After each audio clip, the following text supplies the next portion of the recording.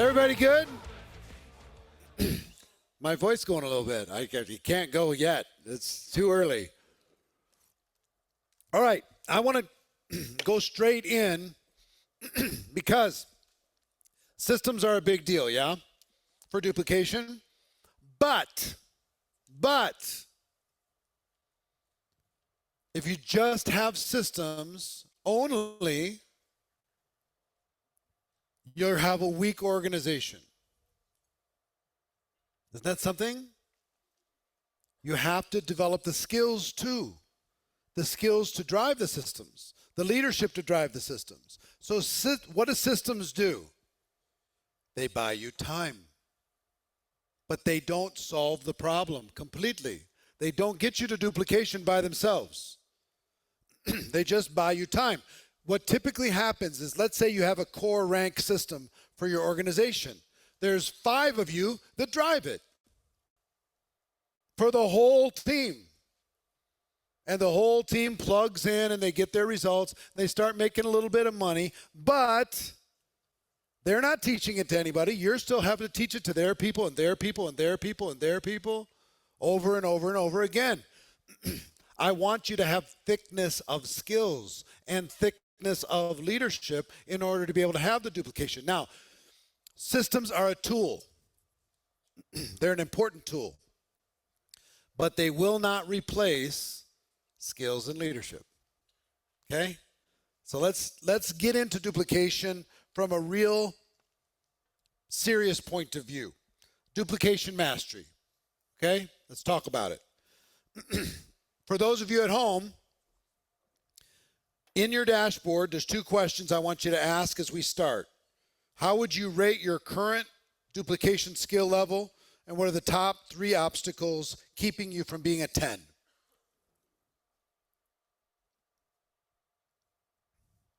How good are you at creating duplication, at teaching duplication, at teaching people to teach? Rate yourself on a scale of 1 to 10. This, honestly, retention is probably our weakest. This is probably our second weakest. Because people will actually step into leadership with a little bit more conviction than they will with duplication. This was true for me. This was a mystery. A mystery. I watched other people duplicate. You ever go to your company's training or a company convention and somebody walks up on stage and says, and there's just a little average person.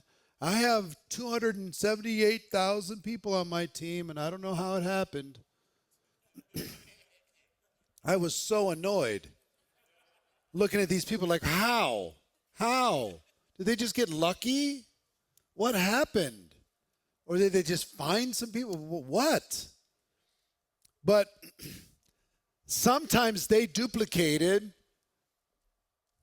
and we have some contradictory things that happen in our business.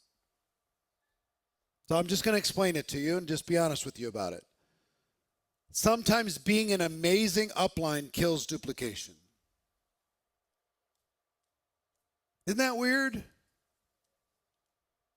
So if you just be amazing for everybody, then they don't have to develop. They just lean on you. And it feeds your ego, makes you feel good. You're designing every program. You're designing every campaign. You're designing every system. You're designing all the stuff. You're like the poster child of uplines.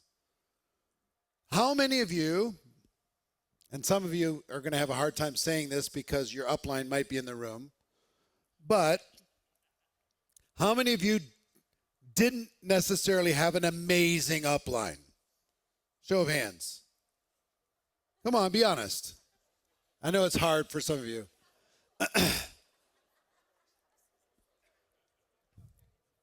Here's what happened. You were ambitious enough and you said, nobody's coming to save me. I have to do it. Weird, huh? So this idea of duplication, it's a process, all right? Let me explain to you how it works. It starts with dependence. The person is dependent on you. Just like a child, very dependent when they're first born. Takes a long time for a child to become independent. But dependence is step one. Person joins your team, they don't know what the heck's going on. They don't know about product, compensation plans, systems, campaigns, culture, nothing. Our goal is to get them from dependent to independent so they can work with or without you. Oh, wouldn't that be amazing? And then it doesn't end there. Then there's a transition we don't talk about enough, going from independence to interdependence.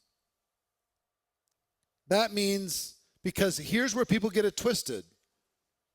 My goal is to help you become independent from me. Okay, do you agree that's a good goal? Yes. How long do you want it to take? 9 months. All right, fantastic. Let's go on a path to do that.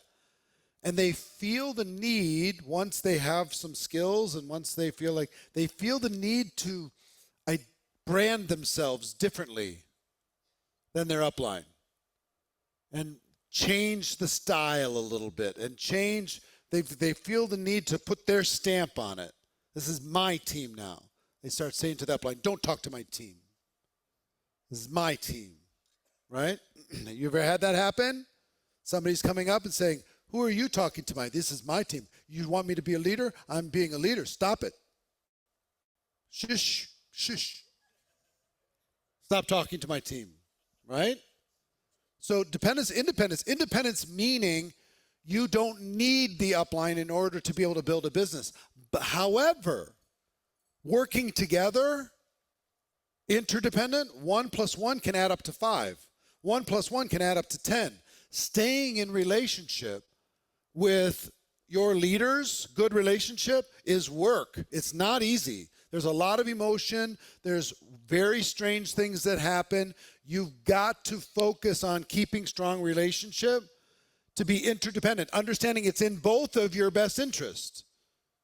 It's in your team's best interest, your leader, and your best interest to stay in relationship and negotiate on the fundamentals to make sure that you're agreeing on things that won't confuse everybody's downline, and let people have a little difference of style.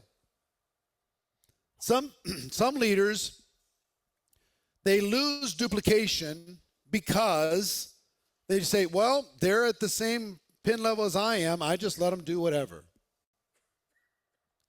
It's worth negotiating. Because here's what happens. We get all commingled, right? Everybody's following each other on social, and everybody's connected with each other, and everybody's listening to each other, plugged into different Zooms. Who should I listen to?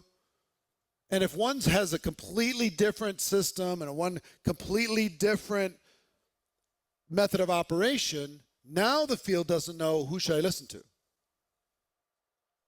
Like I was talking with a leader earlier, one person on their team is using an approach that absolutely long-term will not sustain.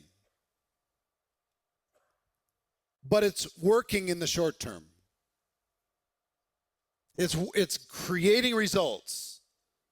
And that person's in this person's downline. They're saying, well, I'm growing faster than you. So everybody on the team should listen to me, not to you. Well, but what they're doing is not sustainable. So you have to be careful. It will not hold. So you got to sit down and have some adult conversations in order to protect the bandwidth of the team. If you want to be able to get duplication, you've got to be willing and be a grown-up and negotiate the really important things and let go of the style things. Negotiate on the substance.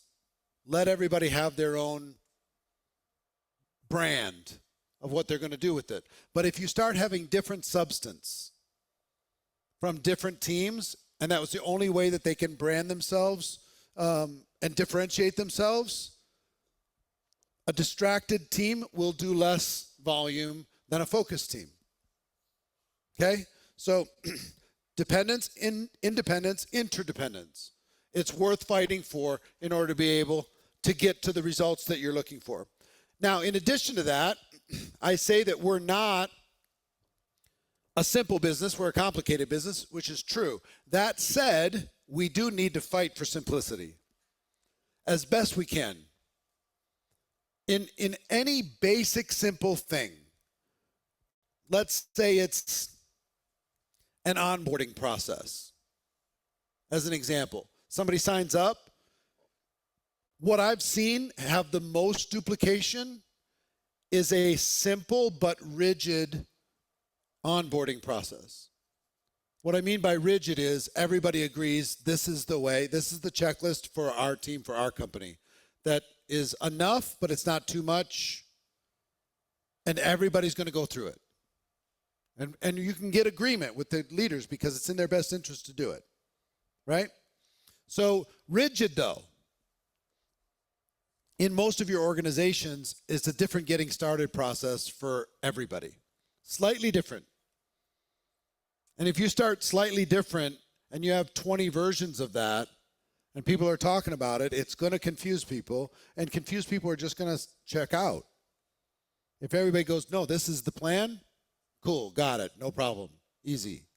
So you got to fight for it, though. Because let's say you have a beautiful, simple thing. Let's say core rank as an example. How many people, everybody familiar with core rank? Anybody not familiar with core rank? Anybody not know what I'm talking about? All right, core rank just means a fundamental building block position in your compensation plan that you can use to get all the way to the top. Basic position, a little bit of structure. Person's making $300-400 a month if they're qualified at that rank. People can get there in 30, 60, 90 days, right? That's kind of a definition. So ask within your company what your core rank is. In my opinion, in the onboarding process and in a launch process for a brand new person should be a game plan to core rank. You don't need to have a game plan to the top position in your company. Just build to core, right? And that really works. Get to core, reach down into your team, who's next? Get them to core, reach down into your team, who's next? Get them to core. And what's core rank going to do? It's going to buy you time. What is it buying you time to do? Make a decision. Because you can get to core and not make a decision, for sure. Getting to core, you don't need to have much skills. You just plug into a system, for sure. But you need to develop skills to have confidence long term. You're certainly not a leader at core. You might have a few leadership attributes, but you're not a network marketing leader. You're not a professional at core rank. You're still a baby in our business. But it's a building block. It's a stepping stone. Getting people to that core rank, very, very important. And something that every one of your organizations can do. So if I was working with you personally, I would start asking you for numbers. How many new core ranks in November happened on your team? How many new ones, first-time qualifiers at that core rank? And then December just has to be more. We have to work out a plan to make that happen. January has to be more than that. February has to be more than that. And that is the really healthy metric, and there's a lot of metrics in our business to track, but that's a really healthy metric for duplication. Achieve it, reach down, who's willing? Achieve it, reach down, who's willing? Achieve it, reach down, and that you can use to go all the way to the top. People can understand it. It buys you time for those people to get skilled, improve their mindset, improve their leadership. So, fight for simplicity, whether it's core or anything else. If you want to have more duplication, when I consult with companies, what I tell them is, almost all the time, you have too many words in your company. Too many words. You need less words. And they're like, what are you talking about? I mean, you'd think it's their own language. All these acronyms, this is ABC qualified and DCQ qualified and XML position, and what the heck are you talking about? There's so many different things They've got acronyms for events. They've got acronyms for ranks and for campaigns and all this stuff. Old, it's been around for forever. Brand new person comes in, they don't understand any of this stuff. You need less words. So remember back in school when they would teach you like writing, and you have to write like a 300-word thing, and then they would say, okay, rewrite it in 150 words. Now rewrite it in 75 words. Now rewrite it in 30 words. Now rewrite it in 15 words or less. Now rewrite it in 10 words. You ever gone through that exercise? You need to do that with everything in your business. Because we're good at adding, we're not good at pruning and taking things out. You know, like we throw stuff into our garage, in addition to our car, and we don't throw something out. And pretty soon, it's just too much stuff. So it's your job to clean out the garage. Too many words. Okay? Reduce it down, reduce it down. What really matters? You don't need to fall in love with the rest of the stuff. So the process of dependence to independence is tell, show, try, do. I'm sure you've heard this, but I'm going to tell you how to do it. I'm going to show you how to do it. You watch. You're going to try it. I'll be there to support, and then you're going to do it. You don't need me anymore. And people misunderstand this. There's more involvement with you to make this happen than you think. Way more. If we're talking about duplication, I want you to understand something.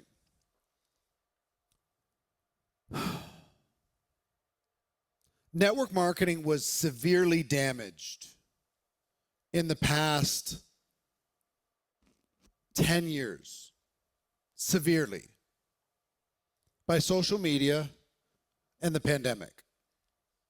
Severely damaged. Because what we had prior to social being a wildly popular thing was there was like the pro level inside your company, but then there was the semi-pro level. And then there was the top level, amateur level, and then there's this whole farm system of developmental levels where people were face-to-face doing stuff. They were going into people's living rooms. They were booking hotel rooms. They were booking meeting rooms in the back of restaurants. They were going actively sitting in somebody else's house and making calls with them. They were going and meeting with their downlines prospects, and with them, 2 by 2, they were out there physically, face-to-face, developing themselves and learning how to be a professional. This is where I came up. Booking those hotel rooms. How many of you have booked a hotel room for your network marketing business? Raise your hands. If you paid for it. Okay? That used to be 100% of a room like this. Some of you did. You know? How many of you do it at least once a month? I bet you don't. A few. But a few. It used to be everybody in a room like this. We lost our farm team. We got tricked into thinking that we could just post on social media, we could be influencers, and we would be able to have sticky retention and duplication because we had so much reach. Sorry. The proof is in. The retention of an online built team is much smaller and much lower than a face-to-face team. And the duplication is almost non-existent. So what's happening, the biggest trend in the world today for duplication is leaders like you are getting back face-to-face with their teams. They're getting back face-to-face. They're taking their team and say, You stand next to me. Okay, we're going to go, and we're going to go talk to people. Not walking and talking and, knocking on doors. We're going to go meet with some people. I want you to just sit in this coffee meeting with me and listen to what I say. Listen to how I handle this. Let's make some calls together. There's booking power hours, not a Zoom power hour. They're booking power hours where everybody's together in the same room booking appointments for an hour. When was the last time you did that? Took 20 people on your team, had them sitting in a room with you, and see how many appointments you can book in an hour or two. That used to be all the time. And here's what happened. We taught people how to deal with questions and objections. They watched us do it. We taught people how to deal with somebody who had a negative attitude. We taught people how to deal with adversity in any form. We taught people how to present. We taught people how to train. We taught people how to have a gritty work existence. And the biggest trend in the world today, people going back. They're going back into living rooms. And you're like, oh, God, I don't want to go back into living rooms. I get it. I'm just telling you what's working. Going back one-on-one in coffee shops. Going back having lunch. Going back having breakfast. Yes, we'll touch base on social and on Zoom and technology, but then we follow it up as quick as we can with in-person. And here's what's going to happen when you do that. More duplication.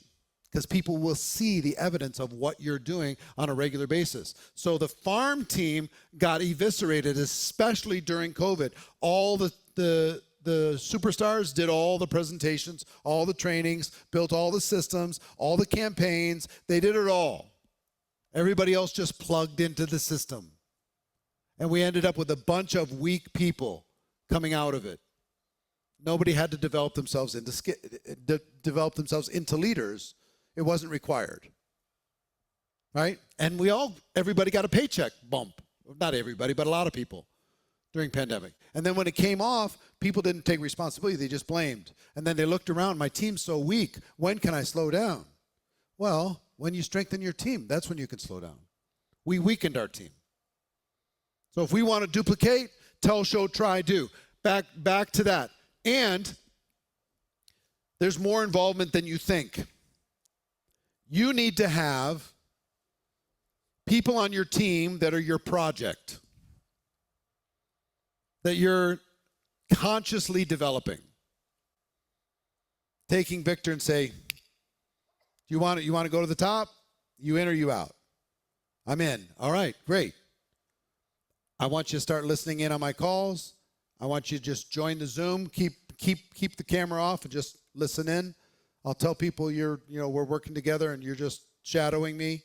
I want you to come for my one-on-one when I'm meeting with stuff. I want you to book an appointment with me and one of your prospects. I want you to introduce me. I'm going to go do a home meeting. I want you to come with me, and I want you to introduce me. I want you to tell your story at the end. And one by one, we start building some muscle. So I'm going to tell him, here's what we're doing. I'm going to show him, come with me. If I travel, I'm going to Spain for 2 days. Come with me. Be in the seat next to me. We'll talk about how to build a business the whole way. You'll watch my presentations all day long. We'll stay overnight.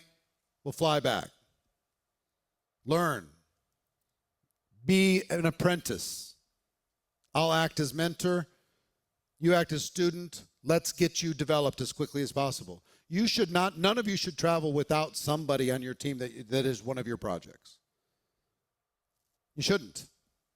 You shouldn't do a meeting without somebody on your team because it's a chance to develop them. It's a chance to create more duplication, more strength, more skill, more eventual leadership. But tell, show, try, do. I'm going to tell you. I'm going to show you. And here's what it is. It's not a straight line. It's tell, Show, show, show, tell, show, tell, show, tell, show, show, show, show, try, tell, tell, tell, tell, show, try, show, tell, tell, show, try, try, try, show, show, try, show, try, try, tell, tell, tell, show, try, do, tell, tell, tell, tell. It takes longer than you think.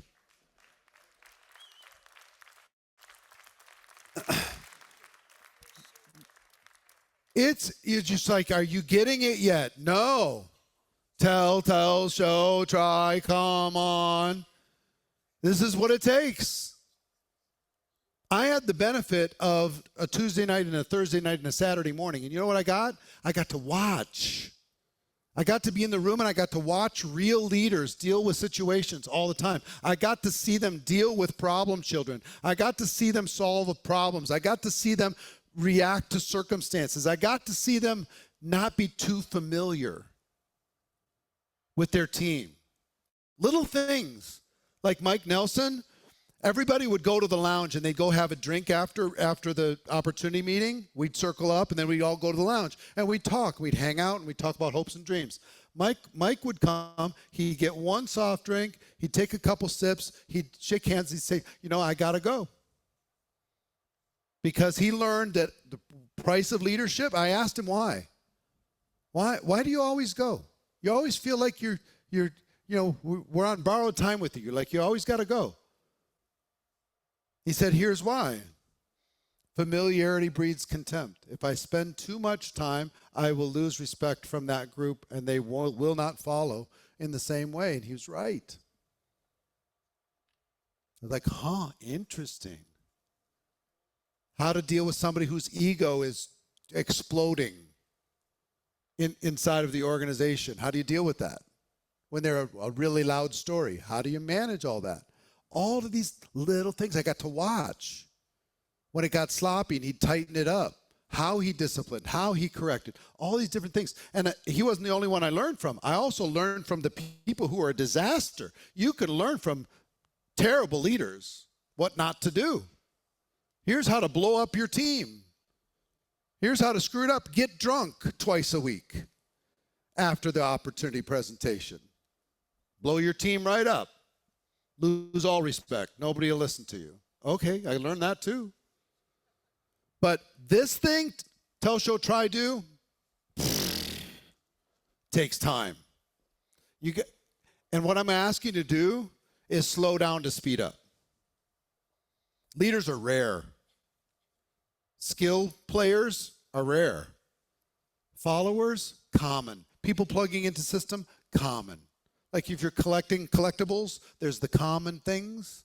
There's the rare. There's the super rare. Rare is skills. Super rare is leaders. You just got to decide who are people going to be. Common, rare, super rare. Right? And even inside the super rare, there's the 10s and the 9s and the 8s in the super rare. It's worth doing. Again, we're learning, we're teaching to teach. In order to be able to have something really that lasts, I want you to get off the hamster wheel and stop replacing the income that you had last month, replacing the income that you had last year. I want you to add to the income, not replace it constantly. Get out of the replacement game. Get into the addition game, and then get into the multiplication game.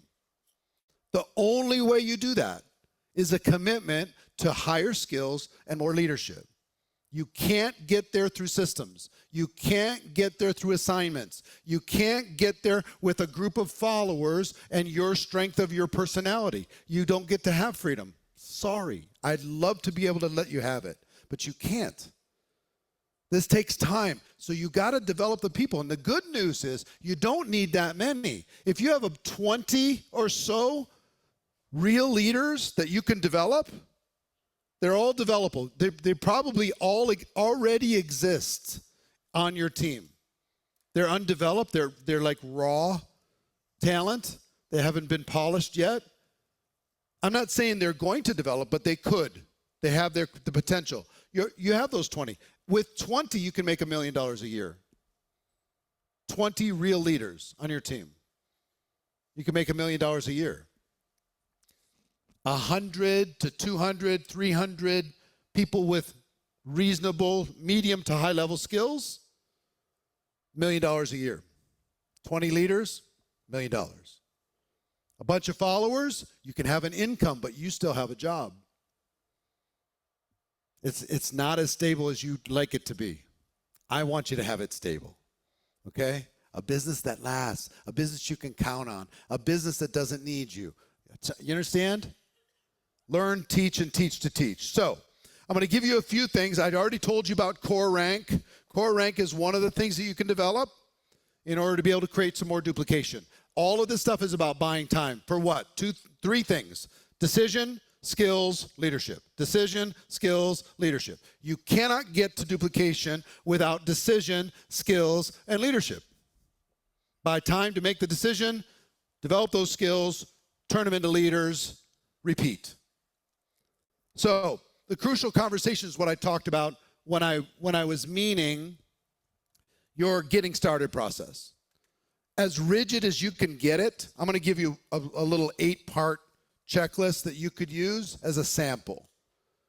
But you should be able to put it on one piece of paper and just check, check, check, check, check for yours. And see if you can come up with this on you and your team. Congratulate and validate them. Step 1. Welcome to the team. Welcome to our company. You're smart. You made the right decision. Proud of you. You're uncommon. You're already separated yourself from the crowd. We're going to get there together. It's going to be fantastic. Number 2, establish the goal of independence. My goal is to help you become independent from me as quickly as possible. Do you agree that that's a good goal? Yes. How long do you want it to take? They'll give you a number. All right, fantastic. That's my goal. It's very important. For expectations, I don't work for you. I'm here to help and assist you to become independent as quickly as possible so you can go build a business with or without me. We stay friends, but you don't need me. If you still need me a year from now, 2 years from now, I messed up. If you're serious about wanting to build a business. 3, define personal responsibility. This is your job and it's your business. I'm a resource. I'm not an excuse. I'm happy to help, but if you fail at this, it's going to be on you. Everything that you need is available to you. You got to go get it. Number 4, explain the tell, show, try, do. This is how we're going to do it. I'm going to tell you, I'm going to show you. You're going to try it, you're going to do it. We'll get there together. Number 4, I have 3 requirements. If you want my personal time, you need to be willing, coachable, hungry. All 3. If you want my personal time, you need to be willing, coachable, and hungry. I'm not saying that I'm a big shot. I'm not saying that I'm smarter than you or better than you. I'm just a little bit farther down the road than you. And here's what I've learned. If you're not all 3, willing, coachable, and hungry, you're a really bad investment of my time. If you are all 3, you're a great investment of my time. So you can, if you're not all 3, you can have group time, and I'm not judging you for it. Your life situation might be different. You got something going on. No problem. No harm, no foul. Go do what you're going to do. Plug into the group. If you want personal time, I just need these 3 things. Number 6, set expectations. Expectations in every direction. Expectations about the products. Expectations about the business. Expectations about learning the skills. Expectations about income. Expectations about time. Expectations about attending company events. Expectations about using the products. Setting expectations so they understand what they're getting involved with based upon their goals and their dreams. You have big goals and dreams. Let me set some expectations around that. If you have small goals, let me set expectations around that. No problem. Give them a friendly warning. Welcome to our team, but let me give you a friendly warning. This is an emotional business. There's a lot of ups and downs. And once you make a decision, you really want to change your life, here's what happens. For whatever reason, the universe is going to test you. I don't know why, I don't know how, but it just seems to happen. As soon as somebody decides they want to change your life, they get tested in really weird ways. So this is likely to happen. And then number 8, and this is just a simple one. I have some of these as long as 15 or 20. I can give you lots of different, but this is just a template, is give them their first assignment. What's your goals? What's your dreams? What do you want to do? Here's your first assignment. And you want to get me excited? When I give you an assignment, get back to me and let me know you finished it. Then I'm going to get excited. I'll give you the next one. That's what I'm looking for all day long. I'm looking for people who I lay out something that's in their best interest to help them become independent. They do it. They come back. That gets me so excited. That makes me want to, let's roll up our sleeves and go after this thing. And if you want me to lose my emotion, make me chase you. I'm just gonna lose my energy. I'm just telling you how I'm wired. If I've got to chase you, if I send you a message, you ghost me. If I send you a text, how you doing? You're one of those people that replies 36 hours later because that's just how you do things. Not how I work. I'm going. I tell people personally, one of my highest values is responsiveness. In people I work with, people I do business with, if they're not responsive, I check out so fast to a person that's not responsive. If they are responsive, I'm like, okay, we can do something. We can do something. I don't even care if it's a no. I ask a question. If it's a no, fine, just tell me quick. Don't make me wait. I got stuff to do. Don't make me wait 12 hours because you got stuff going on. I mean, stop it. Right? Does it bother you? Bothers me like crazy. So I try to live up to it on the other side as best I can. I don't always succeed, but I try. Now, let me talk to you about daily method of operation. If we're going to have a foundation for duplication, we need something for people to do every day. And you're trying to think about duplication. What are things on a base DMO, daily method of operation? What are some things you want to come up with a list of things that everybody can do? There's no restriction. There's no limitation. Everybody can do these things, okay? So think about in your company, what's things that everybody can do? Well, I'll throw you this list and we'll add to it. Use the product. If the product is usable every day, is that something that you would encourage a person to engage in? Like if it's a service, it might not be appropriate to use it every day, but maybe you could check in on the service and learn something about it. Maybe you can familiarize yourself with something about it. Maybe you can educate yourself with something about it on a daily basis so you become a little bit more intelligent about your service. Make sense? So use the products. 2, I'm talking base now. Talk to people. All business is conversation. Talk to people. This is what we do. You can decide how many you're going to talk to, but you got to start, it's hard to get rich without having a conversation with somebody. It's hard to build a team if you don't talk to anybody. Hard to have enough in the pipeline in order to make sales if you don't talk to everybody. So if you build a culture of talk to people, talk to people, talk to people, talk to people, yes, you can use technology. Yes, but try to get face-to-face. There's technology-based, there's text-to-text, there's voice-to-voice, there's face-to-face online, there's face-to-face in person. Which do you think sticks better over time? Face-to-face in person is going to win. It's not as convenient, but that's going to give you reach. This is going to give you stability. You need both, but you got to have a foundation. Like Ace said, 2 a day. Maybe you talk to 2 people a day. Maybe it's 5. Maybe it's, you decide. But what's a baseline that you can build into your culture, everybody in your organization doing the same thing? Number 3, can you share your product with at least one person every single day? With a tool, with a system, with a process, with a campaign, with something. Everybody in your team should be able to do that. 4, share the opportunity. Somebody. Now we're starting.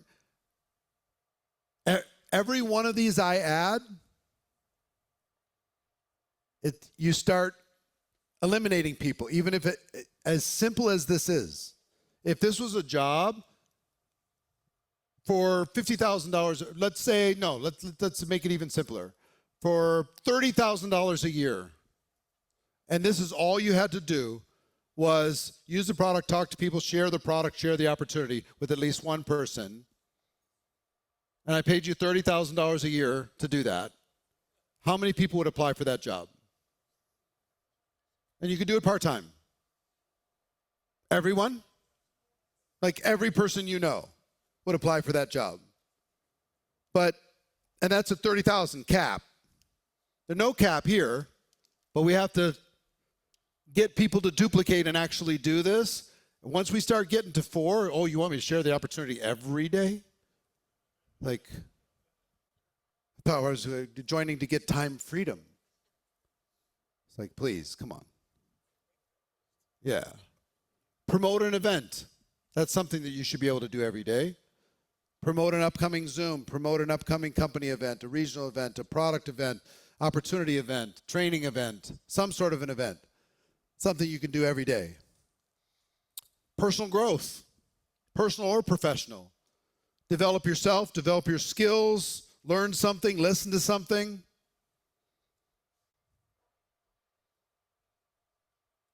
You want to listen to something, you like podcasts? Anybody like podcasts? Man, I listened last night, 2 in the morning. I'm listening to Jensen Huang, from the founder of NVIDIA, on Joe Rogan's podcast.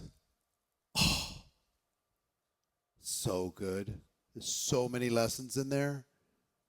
Oh my gosh. He reinvented the whole world. The entire world. From trying to create technology for video game systems. Want to hear a crazy story? He was creating a video game card for Sega when they were original, and that was their big account. And they realized quite a ways into their contract, which they needed this contract to survive, they realized that they had done it all wrong. And there's like $5 million left in the contract, which they needed, or they were going to go out of business. NVIDIA was going to go out of business. So he flew to the guy, the owner in Japan, sat down with him and said, I just want you to know we can't deliver on the contract. And I also want you to know if you don't pay us the $5 million that's left on the contract, we'll go out of business. So I'm here to ask, and they had tons of competitors. I'm here to ask you, would you consider turning the last $5 million that you still haven't paid us into an investment in our company that just failed to deliver a product to you? You believe that? And the guy went and thought about it for 2 days and came back and said, okay, I'll do that. Now, if the guy would have kept the investment, the $5 million, he'd be a trillionaire today. But they sold it he sold it right away for like $300 million when he went public. Got his $300 million, said, oh my gosh, amazing, I'll take it. But stories like that, how many little stories like that? For me, I need those stories like oxygen. I need to hear about his discipline. I need to hear about how he works. I need to hear about how he thinks. I need to hear about brutal honesty. I need to hear about how he's laying out his vision. I need it. I need it so much. As much as I need Jim Rohn, as much as I need to read biographies, as much as I need to read Stephen King to understand different types of personalities of people. I need to feed my mind with good ideas. And I will tell you, if you develop a culture, what I'm just sharing with you right now might seem off topic. But if you want more duplication, turn your team into a personal and professional development focused organization. If they focus on the development of them, the development of their mind, of thinking about big ideas, of having good examples in front of them at all times, of constantly searching for little tiny wins, little tiny things that matter, finding them, right? And then applying them. Because guess what? Income's not a business, and reading something is not personal growth. Listening to a podcast is not personal growth. You know what personal growth is? Applying what you learned. That's personal growth. The rest of it is preparation. But if you're smart, you really want to have duplication on your team, you want to have duplication that can't be touched, infuse personal and professional development into your organization. Make sure everybody on your team has the information, has the skills, has the mindset, has the skill set, has the leadership development capability, has all of it. Because if you don't, you're building on sand. You just are. And guess what personal development will do for you? It'll buy you time. Personal development, for me, my first 3.5 years, it's the only thing that kept me in. I'd listen to all this personal development in my car. It kept me in the game, kept me in the game. A little while longer, little while longer, little while longer, little while longer. Then finally, lightning struck. I was a slow learner. Took me 3.5 years to finally decide. But guess what? My car was a drive time university. In the meantime, I was in every event filling up my notes. I was trying to apply this as much as I possibly could. You can impact this by being a personal and professional, and both. It's not just personal growth, learning how to have a better positive attitude. It's professional growth as well. The skills are so big if you want to have duplication on your team. Your skills are huge. So, DMO, personal and professional growth. Here's what I would tell you. What you need to build into your culture is a culture of getting better every day. A culture of not being too cool to learn. A culture of being willing to be aware of your blind spots. Asking people, do I have a blind spot? Is there something that I'm doing that is hurting my business? I have this repeating thing that keeps happening on my team. I build a team, it keeps falling apart. What am I doing? Versus what is happening to me, what am I doing to my team that's causing this? Have people that you can talk to. What I learned is, if in order to be able to have true duplication within my organization, I had to be brutally honest with myself to understand because if you're going to have duplication, it has to start with you. You got to make you work before you can make somebody else work, really, with any credibility.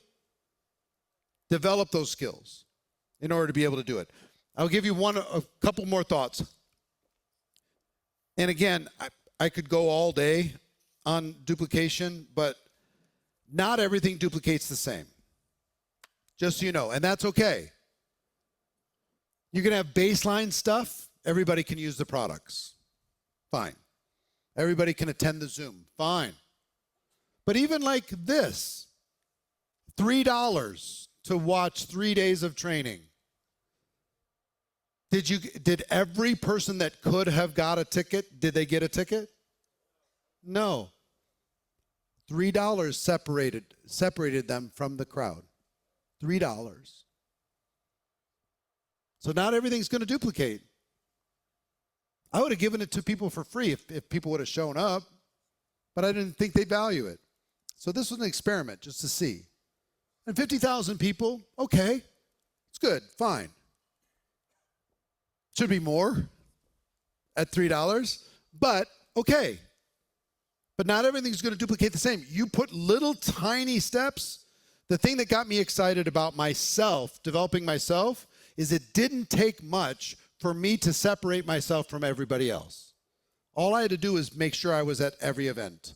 And I separated myself from a huge part of the rest of the organization. I became a regular. I became known. I became one of the people. To do a presentation, I separated myself. Not everybody's going to do a presentation. Like a house party. Not everybody's going to go to a house party or host a house party. Not everybody's going to be a speaker. But you need to have more of it. You need to duplicate more speakers on your team. We're going to talk about presentation tomorrow. You're going to love that, getting more presenters on your team. Not everybody's going to be a trainer, even though you should have more trainers in your organization. Not everybody's going to go to your company convention. You know what the gold standard is? 10% of your active people. That's a gold standard. 10%. What's yours? Going to your company convention, destination event. What percentage of your total active people went to the last one? 10% is gold. If you're above that, you're a star. You know what a lot of people is? 2, 3, 4 of active. Why? Because we think active means actively building. It just means actively earning. It doesn't mean actively building. Not everybody's going to travel, but you should have more people travel. Not everybody is going to engage in Go Pro Mastery on these six categories, but you should still develop it with the people who are willing to. Okay? So mastery is so important. Top to bottom, the biggest deal you could possibly have. So these are just some ideas. And again, over there, I put 37 years worth of duplication strategies in one place that you can kind of absorb in your time. Instead of, what I can lay out to you in 45 minutes. But here's what I hope that you got in these 45 minutes. A few concepts that you can apply quick. That you can step into quick. I just want you to be serious about this. I want you to turn your income into a business that lasts. I want you to take the pressure off you. You know what? After 3.5 years, I was weary of it being all on me. I mean, it was all on me, all the time. I didn't have a break at all, ever. I had nobody who was working as hard as me, ever. And I finally got hungry enough to say, okay, I'm done having it all be on me. I'm going to figure out duplication mastery, period. I'm figuring it out. And I did. And it only took 2 years to go from struggling to $1 million a year after that. 2 years. Everything changed. By the time I was 29 years old, $1 million a year. It's oh my God. The first 3.5 years, I was walking through a fog, just kind of trying to find these answers. It was like a treasure map. Trying to follow the treasure map to dig out this treasure because I was watching other people do it. And then I just decided this is a skill. It's not of good fortune. It's not luck. It's not timing. It's not positioning. It's not the right company, the right upline. None of that. It's not the comp plan. It's none of that. It's just mapping it out. So here's what we're going to do. We got 25 minutes left, and I have 5 people that we're going to do a panel with that I want you to hear from. How many people have at least 3 pages of notes? Go ahead and bring the chairs out. 3 pages of notes.